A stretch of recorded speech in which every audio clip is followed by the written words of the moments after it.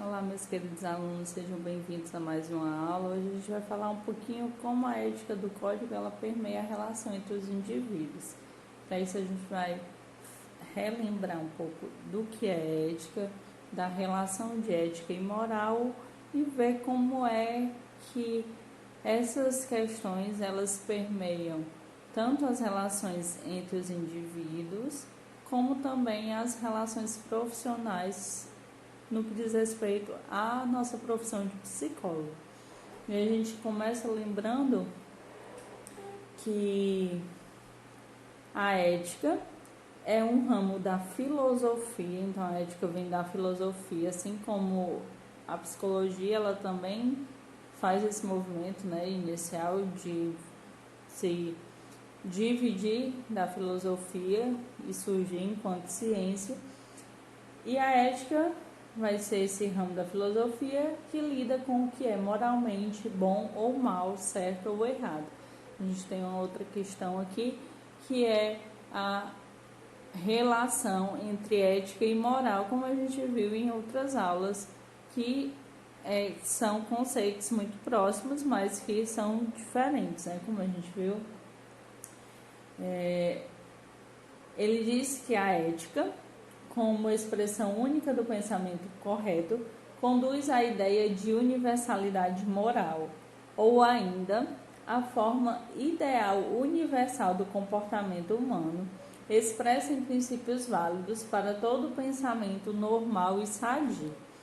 E aí, nessa citação específica, eu quero retomar a ideia que a gente acaba associando alguns comportamentos tidos como, alguns comportamentos que são percebidos na maior parte do tempo, a gente acaba compreendendo como normal, e a gente vê dentro dessa citação também como a gente acaba atrelando um comportamento ético ao comportamento normal. Então a gente acredita que ser ético, por exemplo, é um comportamento normal, a gente espera isso das relações humanas. E a gente percebe que, na verdade, esse comportamento ele nem sempre acontece, ele nem sempre é presente, e a gente pode se questionar no que diz respeito ao que seria essa normalidade quando a gente pensa no conceito de ética dentro das relações humanas. O que é normal? Se a gente lembrar do contexto, da questão de que a ética ela é contextualizada, ela deve ser contextualizada, porque se a gente pegar o que é ética aqui no nosso país, não necessariamente será ético em um outro contexto, em um outro país. Então a gente vê essa questão da contextualização sendo crucial, sendo extremamente necessário para a gente compreender a ética. E quando o autor fala que ele pensa ou ele cogita a possibilidade dessa forma ideal universal do comportamento humano, a gente vê como a ética ela também é permeada por diversos conflitos, porque se propor algo universal é algo que é um desafio muito grande por conta da diversidade cultural do nosso mundo, até mesmo do nosso país, se a gente pensar. Dentro do Brasil, especificamente, a nossa diversidade cultural é gigantesca. Então, a gente pensar numa ética universal é um desafio muito grande. E aí ele vai dizer que o termo ética ele vai assumir diferentes significados, né? A gente vê no dia a dia mesmo o senso comum se apropriando desse termo e dando significados muito particulares, muito diferentes. E aí, como ele diz, conforme o contexto em que os agentes estão envolvidos.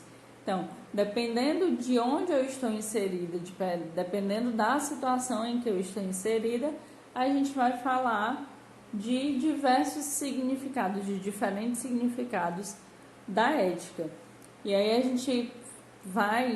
gente relembra, a gente pensa sobre diversos dilemas éticos, que é o tema do nosso unlock, diversos dilemas éticos dentro da profissão do psicólogo, como a questão dos laudos psicológicos, a questão do sigilo profissional, do coleguismo. Então, são várias questões que permeiam a particularidade das relações. Então, como as relações estão se dando, a partir de que ponto essas relações estão se dando e como a ética ela vai vir a contribuir de forma que essas relações elas sejam mais sadias. Então, a existência do Código de Ética Profissional, ele vai passar justamente por isso, por essa condição de que o fazer do profissional, o fazer psicológico profissional, ele tem que ser permeado por algo que está acima daquele fazer, porque senão a prática do psicólogo iria cair num risco muito grande de ser não ética por conta da riqueza que é possibilitada pelas inúmeras relações que a gente vai mantendo no nosso fazer profissional. Então, existir o código de ética é crucial, como o autor fala. Cada agente ele vai estar envolvido em uma situação e vai perceber aquela situação de uma maneira particular.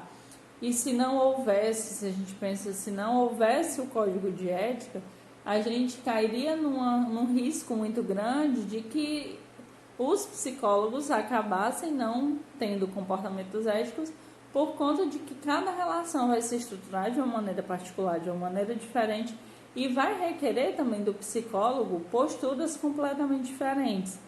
Eu escutava muito na época da minha graduação que nós precisaríamos ser psicólogos diferentes para cada cliente. Eu ficava meio sem entender e achava até estranho o que era falado, mas hoje, enquanto psicólogo, eu entendo quando a gente fala sobre essa necessidade de ser um profissional diferente para cada cliente e atrelada a essa noção de ética, justamente porque cada pessoa, cada relação vai requerer de nós um comportamento diferente, um pensamento diferente no que diz respeito à compreensão daquela demanda, daquele sofrimento que está chegando até nós.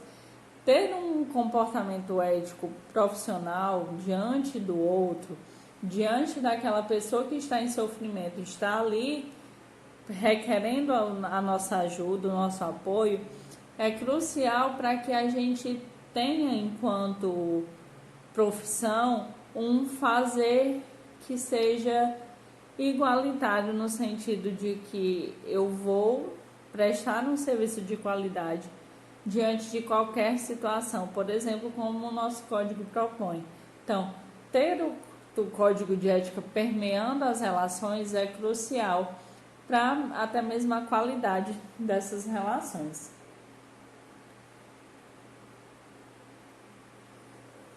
E aí ele vai trazer também no texto, que eu estou tomando como referência para essa aula, a questão de como as nossas ações, tanto profissionais como não profissionais, elas são habitualmente, mas nem sempre, ele ressalta, um reflexo das nossas crenças.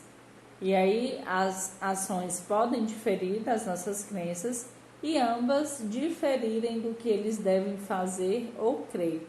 Então a gente vê também atrelado a noção do fazer com as nossas crenças, com o que a gente pensa, com o que nós acreditamos que seja verdadeiro. E aí eu relembro uma questão da psicologia, onde o nosso código prevê que a psicologia ela é uma profissão laica, ou seja, nós não vamos proferir nenhum tipo de fé dentro do nosso fazer profissional.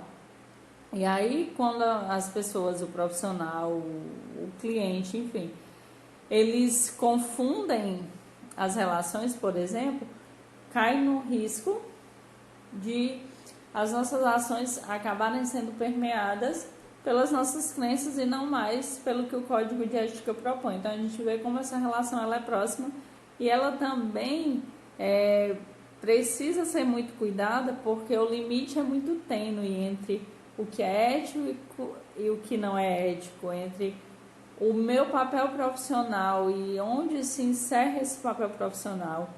Eu sempre falo muito da questão, uso essa analogia de que cada um tem o seu quadrado. E aí, quando a gente pensa cada um no seu quadrado, a gente vai pensar também nas limitações éticas, morais, profissionais do nosso fazer. Então, enquanto psicólogo, vamos pensar, enquanto futuros psicólogos, quais são as limitações éticas do meu trabalho? Até que ponto eu devo fazer certas coisas? E aí eu devo me questionar na minha prática. Eu posso fazer isso, mas eu devo? Ou eu devo, mas eu posso? Esses questionamentos, eles não são bobagem. Eles são extremamente necessários para que o nosso fazer profissional ele seja responsável, ele seja comprometido, como o próprio Código de Ética propõe.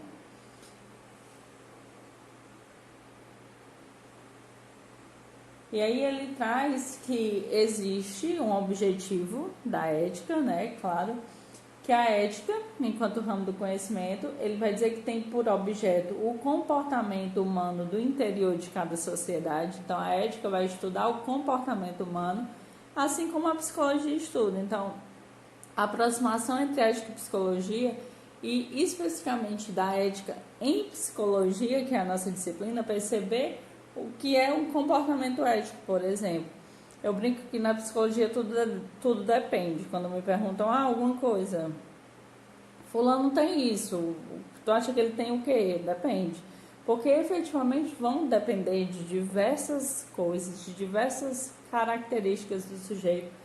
E a ética também vai permear essas questões, porque ela diz, o texto ressalta, que a ética tem por objeto o comportamento humano do interior de cada sociedade, ou seja, a ética vai levar em consideração essa compreensão do comportamento humano dentro de cada sociedade, ou seja, eu vou buscar compreender o sujeito inserido naquele ambiente em específico. Eu não posso pegar a realidade de um outro país e enxertar aqui no Brasil como achando que isso vai dar certo ou que vai ser o necessário. Pelo contrário, a gente precisa pegar as realidades distintas, trazer para cá e adequar essa realidade à realidade que a gente vive no nosso país. E aí ele fala que o estudo desse comportamento com o fim de estabelecer os níveis aceitáveis que garantam a convivência pacífica dentro das sociedades e entre elas vai constituir o objetivo da ética. Então, a ética vai ter por objetivo fazer com que as nossas relações, com que as relações humanas, elas sejam pacíficas, que a nossa convivência seja pacífica. Então, a gente vê como a questão da ética, ela permeia as relações humanas e como é crucial a gente entender o que é o comportamento ético para a gente entender até futuramente uma psicopatologia, por exemplo. Qual é o comprometimento desse sujeito? Desculpem. É um comprometimento ético, é um comprometimento psíquico, e aí a gente vai largar para uma série de problematizações, digamos assim, no que diz respeito ao processo desse indivíduo que está ali diante da gente. Compreender um indivíduo que chega para mim enquanto psicóloga requer de mim também um conhecimento da postura ética, da condição ética que aquele sujeito vive. E aí, como eu havia falado, a gente tem essa busca desse estabelecimento de níveis aceitáveis. Então, a gente vai buscar, a partir da perspectiva da ética, um relacionamento minimamente saudável entre as pessoas. Então, a gente vê como a ética ela também permeia as relações humanas e como o nosso código de ética ele também vai permear as nossas relações profissionais dentro de qualquer espaço profissional que a gente vá ocupar.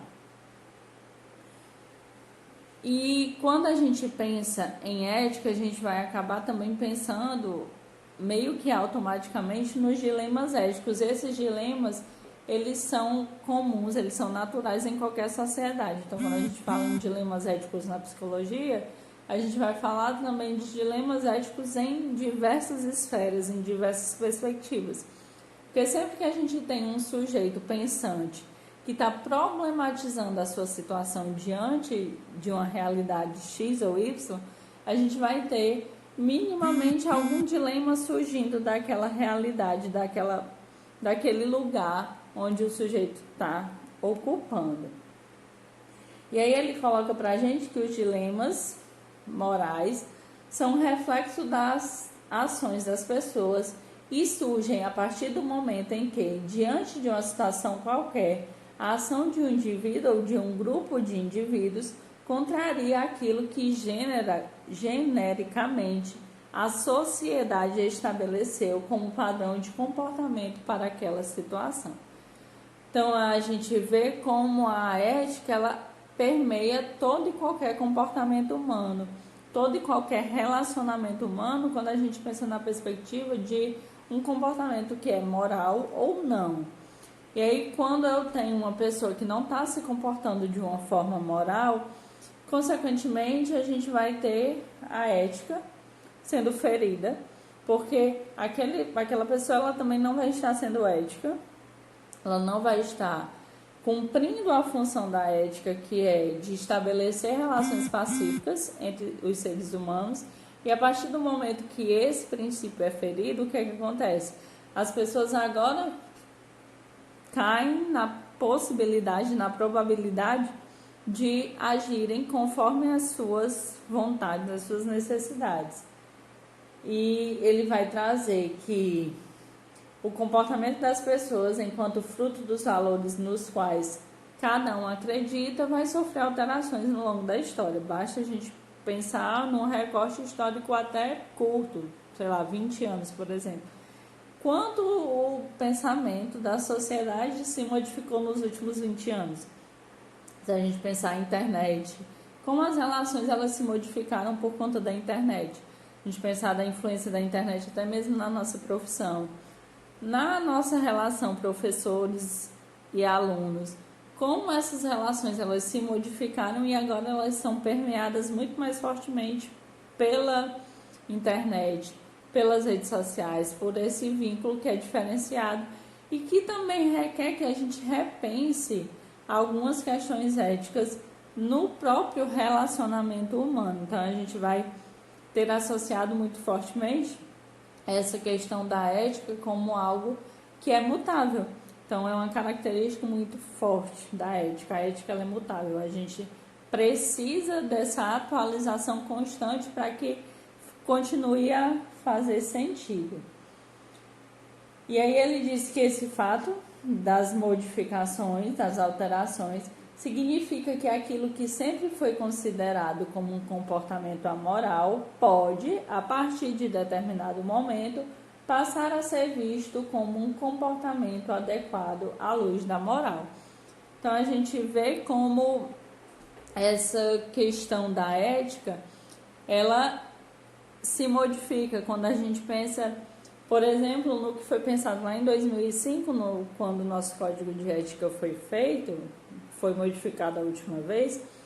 O que se pensava lá em 2005 a respeito do fazer psicológico? Quando a gente pensa em todo esse tempo que decorreu, 15 anos se passaram, como é que estava lá em 2005 e como é que está hoje em 2020 o fazer profissional, o fazer psicológico, e quais as necessidades que a gente tinha naquele momento e não tem mais hoje, quais as necessidades que a gente tem hoje e não eram percebidas ou nem existiam lá em 2005. Então a gente vê a necessidade dessa atualização constante no que diz respeito a um comportamento ético ou não, porque como ele é mutável, as histórias são mutáveis, o tempo é mutável, o nosso comportamento ético ele também vai permear essas mudanças de uma forma muito significativa.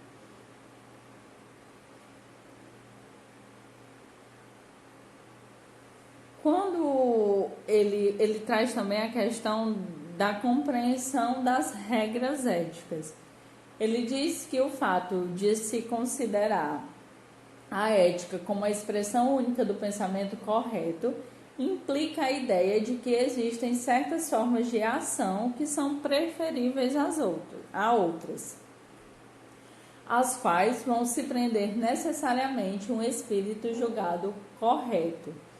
E aí a gente tem agora a questão da universalidade de alguns preceitos éticos e também da necessidade de que isso aconteça. A gente pode se questionar, mas Maíra, tu disse há pouco tempo que a ética ela é mutável, que ela precisa ser mutável, inclusive.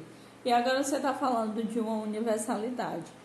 Essas questões elas não são opostas, porque quando a gente pensa em comportamentos éticos, em comportamentos morais, a gente vai precisar necessariamente desse mínimo de universalidade, porque nós vivemos em um mundo globalizado, onde nós estamos nos relacionando a todo momento com diversas pessoas, inclusive pessoas de culturas diferentes a nossa.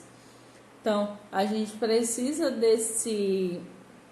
dessa proposta, dessa universalidade no que diz respeito a essas relações humanas que precisam dessa limitação ética mesmo, para que diga, olha, aqui acaba o meu espaço e começa o seu.